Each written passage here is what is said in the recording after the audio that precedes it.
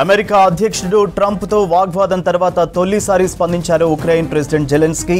ప్రపంచ దేశాలు ఉక్రెయిన్ ప్రజల ఆవేదనను వినాలన్నారు. ఉక్రెయిన్ ప్రజల్లో ఒంటరి వారిమి కాదనే భావన కల్పించాల్సిన అవసరం ఉందన్నారు.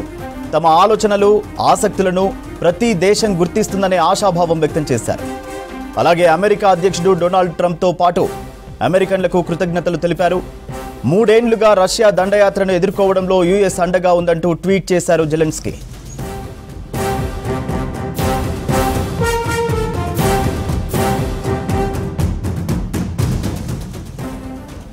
అమెరికాతో ఖనిజ ఒప్పందానికి ఉక్రెయిన్ సిద్ధమన్నారు జెలెన్స్కీ.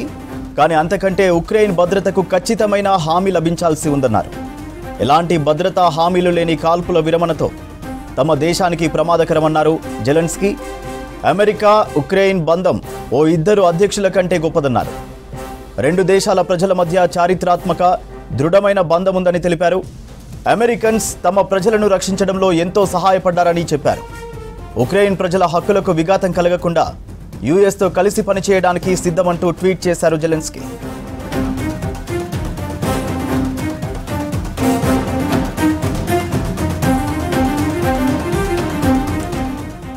అమెరికా అధ్యక్షుడు ట్రంప్తో వాగ్వాదం తర్వాత తొలిసారి స్పందించారు ఉక్రెయిన్ ప్రెసిడెంట్ జెలెన్స్కీ. ప్రపంచ దేశాలు ఉక్రెయిన్ ప్రజల ఆవేదనను వినాలన్నారు. ఉక్రెయిన్ ప్రజల్లో ఒంటరి వారిమి కాదనే భావన కల్పించాల్సిన అవసరం ఉందన్నారు. తమ ఆలోచనలు, ఆసక్తులను ప్రతి దేశం గుర్తిస్తుందనే ఆశాభావం వ్యక్తం చేశారు. అలాగే అమెరికా అధ్యక్షుడు డొనాల్డ్ ట్రంప్తో పాటు అమెరికన్లకు కృతజ్ఞతలు తెలిపారు. 3 ఏళ్లుగా రష్యా దండయాత్రను ఎదుర్కోవడంలో యుఎస్ అండగా ఉందంటూ ట్వీట్ చేశారు జెలెన్స్కీ. అమెరికాతో ఖనిజ ఒప్పందానికి ఉక్రెయిన్ సిద్ధమన్నారు జెలెన్స్కీ.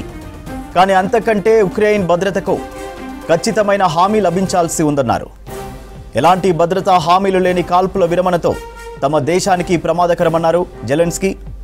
అమెరికా ఉక్రెయిన్ బంధం ఓ ఇద్దరు అధ్యక్షుల కంటే గొప్పదన్నారు.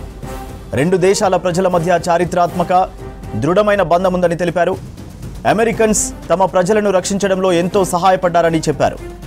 ఉక్రెయిన్ ప్రజల హక్కులకు విఘాతం కలగకుండా యుఎస్తో కలిసి పనిచేయడానికి సిద్ధమంటూ ట్వీట్ చేశారు జెలెన్స్కీ.